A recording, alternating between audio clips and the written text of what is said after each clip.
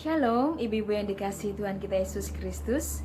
Kita berjumpa kembali dalam ibadah Pelkat PKP Jumat tanggal 1 Mei 2020, di mana kita memasuki bulan yang baru. Kiranya hati, pikiran, dan jiwa kita juga semakin diperbaharui oleh kebenaran firman Tuhan. Dan jangan pernah kita bosan untuk mendengarkan firman Tuhan sebagai imun dalam iman kita, sehingga setiap apa yang boleh menjadi kekuatan kita untuk menjalani hari demi hari, kita semakin dikuatkan oleh Tuhan.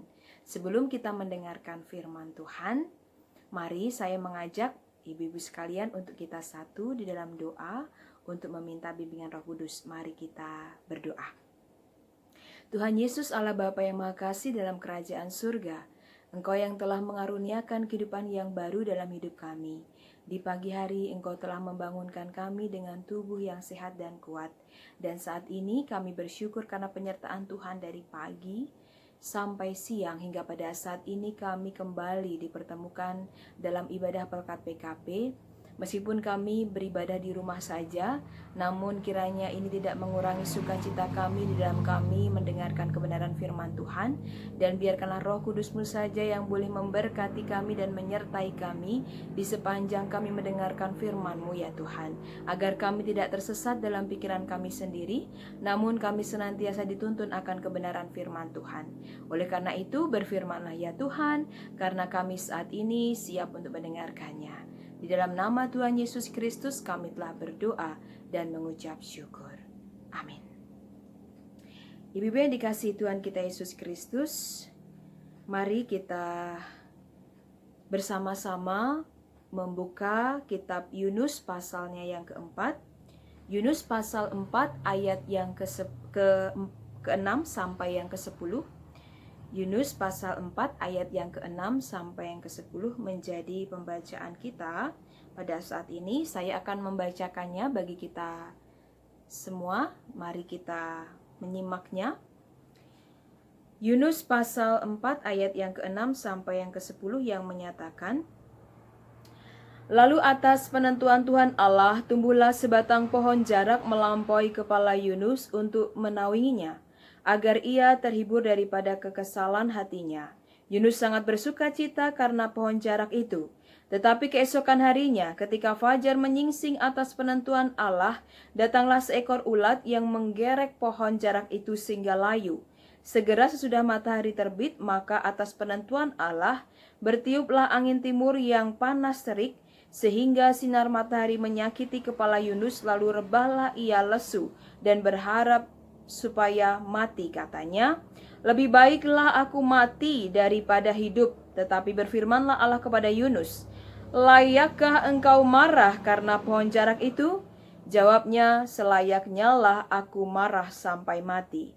Lalu Allah berfirman, engkau sayang kepada pohon jarak itu, yang untuknya sedikit pun engkau tidak berjerih payah, dan yang tidak engkau tumbuhkan, yang tumbuh dalam satu malam dan binasa dalam satu malam pula."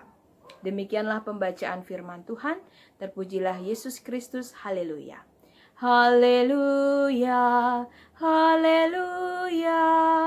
Haleluya. Ibu-ibu yang dikasihi Tuhan kita Yesus Kristus, saat ini kita diajarkan untuk bersama-sama melihat dalam situasi kondisi yang saat ini kita rasakan dan alami, di mana kata marah itu pasti selalu ada dalam kehidupan kita, dan kita pastinya pernah merasakan bagaimana perasaan jengkel, kesal. Dan sama dengan tema yang saat ini akan kita bahas, yaitu tentang layakkah engkau marah. Di mana saat itu peristiwa yang terjadi di mana Yunus kecewa. Yunus kecewa terhadap apa yang dilakukan oleh Tuhan, di mana Tuhan justru memberkati orang-orang Niniwe, di mana kebanyakan orang-orang Niniwe itu adalah berasal dari orang-orang Asyur atau bangsa Asyur. Dan kita tahu bahwa bangsa Asyur sendiri adalah bangsa yang sangat dibenci oleh Israel atau dikatakan musuhnya Israel. Namun kenapa Tuhan justru menolongnya? Itu yang membuat Yunus merasa kesal. Itu yang membuat Yunus merasa kecewa kepada Tuhan. Ia mau katakan, seharusnya bangsa Asyur atau yang berada di Niniwe itu adalah bangsa yang harusnya mendapatkan penghukuman, bukan pengampunan, bukan pertolongan. Dan kekesalan Yunus itu yang membuat dia marah kepada Tuhan. Dan juga dia sangat mengetahui bahwa memang Tuhan itu Maha Pengasih dan Maha Penyayang. Namun ketika apa yang dia rasakan itu sepertinya tidak adil bagi bangsa Asyur atau orang-orang yang ada di Niniwe, dan itu yang membuat kekesalan hati Yunus. Akhirnya Yunus pergi, dan saat itu ketika Yunus pergi, Tuhan memberikan suatu pohon yang dikatakan pohon jarak. Pohon jarak ini kalau dalam kata Ibraninya adalah kikayon, yang menunjuk kepada tanaman berdaun lebar seperti di tanaman jarak atau tanaman menjalar seperti mentimun. Dan tentunya tanaman ini membuat sukacita bagi Yunus ketika dalam terik panas yang dirasakan, Yunus bisa berteduh. Yunus bisa merasakan bahwa pohon jarak yang saat itu ia temui justru membuat dia merasa tenang, merasa nyaman, bahkan ia bisa merasakan bahwa dengan pohon jarak ini dia merasa bahagia dan sukacita. Dikatakan di dalam ayat yang ke-7, tetapi keesokan harinya ketika fajar menyingsing, atas penentuan Allah datanglah seekor ulat yang menggerek pohon jarak itu sehingga layu. Segera sesudah matahari terbit, maka atas penentuan Allah bertiuplah angin timur yang panas terik, sehingga sinar matahari menyakiti kepala Yunus. Lalu rebahlah ia lesu dan berharap supaya mati, katanya. Lebih baiklah aku mati daripada hidup. Namun firman Tuhan katakan,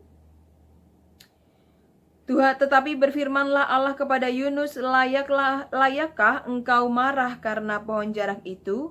Jawabnya, selayaknya lah aku marah sampai mati. Ibu-ibu yang dikasihi Tuhan kita Yesus Kristus, apa yang dilakukan oleh Yunus menjadi perenungan bagi kita semua bahwa terkadang kita marah karena apa yang kita inginkan, apa yang kita mau tidak sesuai dengan apa yang terjadi. Yunus menginginkan pohon jarak itu tetap ada supaya dia tetap merasakan sukacita, merasakan nyaman dalam dirinya. Dan ini juga sering terjadi dalam kehidupan kita sebagai ibu-ibu rumah tangga. Terkadang kita mau anak kita seperti ini, kita mau suami kita seperti ini, kita mau perekonomian rumah tangga kita seperti ini. Tapi dalam kondisi yang saat ini terjadi, jauh sekali dengan apa yang kita mau. Bahkan terkadang kita mau katakan kepada Tuhan, Tuhan kenapa ini harus terjadi? Kenapa kehidupan keluarga saya harus seperti ini? Dan kita bertanya sambil kita merasakan bahwa Tuhan seperti tidak adil dalam kehidupan kita. Dan Yunus merasakan amarah yang begitu luar biasa ketika Tuhan mengambil atau memusnahkan pohon jarak tersebut dengan cara-cara yang Tuhan lakukan. Dan ketika Yunus merasakan bahwa teriknya matahari itu membuat dia merasa lemas, merasa tidak berdaya, dia merasa sudah lebih baik akhiri saja hidup saya, atau artinya bahwa Yunus menginginkan bahwa dirinya lebih baik mati saja. Dan ini yang membuat Tuhan bertanya kepada Yunus.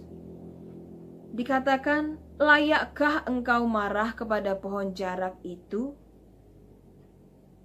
Di ayat yang ke-10 juga Tuhan mengatakan, engkau sayang kepada pohon jarak itu yang untuknya sedikit pun engkau tidak berjerih payah dan yang tidak engkau tumbuhkan. bahkan yang tumbuh dalam satu malam dan binasa dalam satu malam pula. Ini mau mengatakan bahwa sesuatu yang kita cintai di dunia ini, kita harus menyadari bahwa itu bukan untuk selamanya ada dalam kehidupan kita. Artinya segala sesuatu yang kita cintai di dunia ini, pada akhirnya akan kembali kepada Tuhan. Dan apa yang kita miliki saat ini, sepatutnya kita syukuri dengan rasa takut akan Tuhan, sehingga ketika kita kehilangan apa yang kita cintai dalam hidup ini, kita tidak menjadi layu, kita tidak menjadi lesu, kita tidak menjadi putus asa, namun kita menjadi orang yang yakin bahwa segala sesuatu yang Tuhan berikan dalam kehidupan kita, itu hanya sementara. Oleh karena itu firman Tuhan saat ini mau mengatakan bahwa kalau kita marah dalam kondisi kita saat ini, mari kita bertanya, apakah kita layak marah dengan segala sesuatu yang Tuhan sudah berikan dalam kehidupan kita? Apakah kita layak marah ketika apa yang kita lakukan tidak sebanding dengan pemberian Tuhan dalam kehidupan kita? Nafas kehidupan kita, hembusan nafas, bahkan hirupan nafas ketika kita menghirup udara dalam kehidupan kita menghirup oksigen yang kalau mau dikatakan gratis yang diberikan oleh Tuhan. Dan setiap apa yang kita lakukan dalam kehidupan kita sehari-hari, sudahkah kita benar-benar melakukannya sesuai dengan apa yang Tuhan berikan dalam kehidupan kita? Sudahkah kita memberikan yang terbaik bagi Tuhan sebelum kita marah? Sebelum kita mengatakan ini tidak adil? Sebelum kita mengatakan bahwa segala sesuatu yang terjadi ini tidak sesuai dengan apa yang kita kehendaki. Mari kita belajar bahwa ketika kita marah, ketika kita merasa bahwa apa yang kita dapatkan, apa yang kita saat ini alami, kita merasa Tuhan tidak adil, Tuhan tidak berperkara, Tuhan tidak mendengar seruan doa kita. Mari kita tanyakan dalam diri kita. Layakkah kita menyalahkan Tuhan? Layakkah kita marah kepada Tuhan? Layakkah kita marah terhadap apa yang dengan segala sesuatu yang terjadi saat ini? Pantaskah kita marah? Dan mari kita pikirkan kembali, sudahkah saya dan juga ibu-ibu sekalian sudah memberikan yang terbaik bagi Tuhan, sesuai dengan apa yang Tuhan sudah berikan dalam kehidupan kita? Bukan berarti bahwa kalau kita berbuat baik, Tuhan akan berbuat baik juga pada kita. Namun, mari kita belajar bahwa kita imani bahwa segala sesuatu yang kita rasakan dan kita alami saat ini itu ada dalam rencana Tuhan. Dan Tuhan lebih tahu yang terbaik dalam kehidupan kita. Selain diri kita yang diperbaharui, selain iman kita yang diperbaharui, mari kita juga memperbaharui batin kita. Mari kita juga memperbaharui pikiran kita.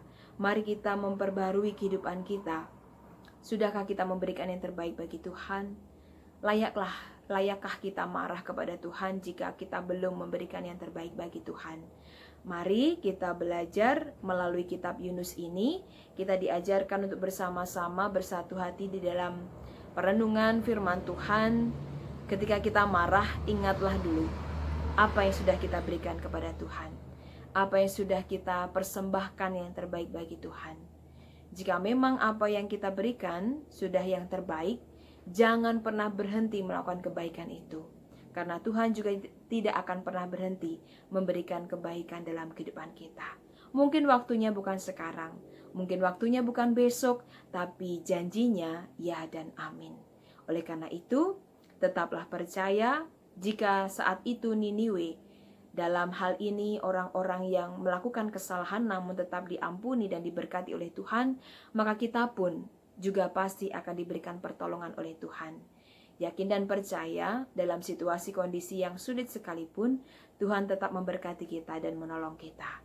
Tetaplah yakin dan percaya, Tuhan tidak pernah meninggalkan kita. Dan firman Tuhan mau mengatakan kepada kita, mau mengingatkan kepada kita, janganlah kita cepat marah. Namun, biarkanlah hikmat Tuhan itu bekerja dalam diri kita untuk kita memahami dan mengerti maksud dan rencana Tuhan dalam hidup kita. Tuhan Yesus memberkati kita semua. Dan kiranya ibu-ibu semakin diberkati oleh firman Tuhan dan kita semakin heran lagi untuk mendengarkan firman Tuhan. Mari kita menutupnya dalam doa. Mari kita berdoa. Tuhan Yesus Allah Bapa yang Maha Kasih dalam kerajaan surga, kami mengucap syukur akan segala berkat Tuhan yang boleh kami rasakan dan kami terima dalam pembacaan firman Tuhan dan perenungan firman Tuhan pada saat ini. Kami yakin dan percaya bahwa Tuhan menganugerahkan segala kehidupan dalam hidup kami untuk kami lebih yakin bahwa Engkau Allah yang tidak pernah meninggalkan kami. Firman Tuhan pada hari ini mengingatkan kami untuk kami tidak gampang marah, namun kami senantiasa mendapatkan hikmat yang berasal daripadamu, untuk kami senantiasa mengingatkan diri kami apa yang sudah kami berikan kepadamu ya Tuhan. Dan biarkanlah kami selalu senantiasa mengingat bahwa segala sesuatu di dunia ini tidak akan selamanya ada dalam kehidupan kami, namun kami senantiasa diyakinkan bahwa hanya Engkau saja satu-satunya Tuhan yang akan selalu ada dalam kehidupan kami. Ya Bapa dalam kerajaan surga, inilah syukur kami, inilah doa kami di dalam nama Tuhan Yesus Kristus. Kami telah berdoa dan mengucap syukur. Amin. Ibu-ibu yang dikasihi Tuhan kita Yesus Kristus, saat ini kita akan merespon firman Tuhan di dalam Kidung Jemaat 379. Mari kita bersama-sama hendak menyanyikannya. Kidung Jemaat 379 bait yang pertama, kelima, dan yang ketujuh yang berjudul Yang Mau Dibimbing oleh Tuhan. Yang mau dibimbing oleh Tuhan dan yang berharap tak henti akan mendapat pertolongan bahkan di saat terpedih. Tuhanlah dasar imannya, bukanlah pasir alasnya. Jangan kau sangka bahwa Tuhan kan meninggalkan anaknya, dan bahwa hanya kemujuran, tanda dan bukti kasihnya nanti bagimu nyatalah betapa agung maksudnya. Tetaplah kau di jalan Tuhan, setia dalam tugasmu, dengan berkat yang tak berkurang dibaharunya hidupmu, yang kepadanya berserah, tak ditinggalkan olehnya. Ibu-ibu yang dikasihi Tuhan kita Yesus Kristus, mari kita satu dalam doa syafaat. Mari kita berdoa. Mari satu dalam doa. Ya Bapa dalam kerajaan surga yang telah menganugerahkan segala kebaikan dalam kehidupan kami, saat ini kami berdoa ya Tuhan bagi setiap pemerintahan bangsa Indonesia dalam menghadapi wabah virus COVID-19 saat ini. Engkau tahu usaha mereka ya Tuhan, bahkan pemerintah yang memberikan kebijakan dan juga peraturan-peraturan yang ada. Kiranya Tuhan memberkati mereka, memberikan kesehatan, kekuatan, bahkan Bapak Presiden Joko Widodo dalam usahanya memberikan yang terbaik bagi warga negaranya. Tuhan memberkati, bahkan juga Satgas COVID-19, Tuhan juga yang akan memberkatinya dalam setiap kondisi dan keberadaan mereka saat ini. Dan kami juga berdoa bagi para tim medis, rumah sakit, dan alat-alat yang digunakan. Tuhan juga yang akan memberkati mereka satu persatu, memberikan kesehatan, kekuatan bagi mereka. Kami juga berdoa bagi para pasien positif COVID-19 dan mereka yang berada di isolasi, bahkan mereka yang harus melaksanakan isolasi mandiri. Tuhan juga yang akan memberikan kesembuhan, pemulihan yang berasal daripadamu. Kami juga berdoa bagi seluruh keluarga yang sedang berduka. Engkau memberkati mereka dengan segala keberadaan mereka, rasa kehilangan yang saat ini mereka rasakan ya Tuhan. Tuhan gantikan dengan sukacita dan keyakinan iman bahwa orang-orang yang dikasihi saat ini sudah bersamamu di tempat yang terbaik yang Tuhan sediakan. Kami juga berdoa bagi setiap mereka, Tuhan berikan penghiburan dan kekuatan yang berasal daripada Tuhan. Kami berdoa ya Tuhan bagi para pendeta GPIB dan Majelis Sinode GPIB, terkhususnya kami berdoa bagi gereja kami GPIB Jemaat Efata di Batu Kajang. Kami berdoa bagi Ibu Pendeta Dewi di dalam melaksanakan tugas dan tanggung jawabnya, para PHMJ yang juga melaksanakan pekerjaannya. Tuhan juga berkati seluruh majelis yang ada di GPIB Jemaat Efata Batu Kajang, bahkan juga kami yang berada di Pos Pelkes Pancaran Kasih Muara Kate. Tuhan berkati setiap kami ya Tuhan, jemaat-Mu, majelis yang Tuhan percayakan untuk melayani. Tuhan juga akan memberkati kami satu persatu, melindungi kami dari mara bahaya, bahkan juga dalam pandemi COVID-19 ini ya Tuhan. Tuhan lindungi dan sertai kami semua. Kami berdoa bagi seluruh pelayanan kami, terkhususnya gereja kami ya Tuhan. Tuhan berkati setiap pelayanan yang ada, baik ibadah-ibadah yang ada yang tetap kami lakukan meski di rumah saja, namun kiranya tidak mengurangi sukacita kami untuk kami senantiasa selalu mendengarkan kebenaran firman-Mu dan selalu beribadah kepadamu ya Tuhan. Berkati kami senantiasa agar kami selalu tekun untuk beribadah kepadamu ya Tuhan, dan kami tidak pernah lelah dan tidak pernah bosan mendengarkan kebenaran firman-Mu. Kami juga berdoa ya Tuhan bagi seluruh kehidupan keluarga kami, agar kami dilindungi dari wabah COVID-19 ini ya Tuhan. Dan Engkau memberkati setiap kami ya Tuhan, baik kami yang memiliki saudara, anak-anak kami yang bekerja di rumah sakit, baik anak-anak kami yang menjadi dokter maupun perawat. Tuhan berkati mereka, lindungi mereka satu persatu ya Tuhan, dengan segala alat-alat yang mereka pakai, bahkan juga setiap orang-orang yang mereka temui, pasien yang mereka rawat. Tuhan juga yang akan memberkati, melindungi mereka satu persatu dengan segala tenaga dan juga jerih payah yang sudah mereka lakukan bagi kesembuhan pasien mereka.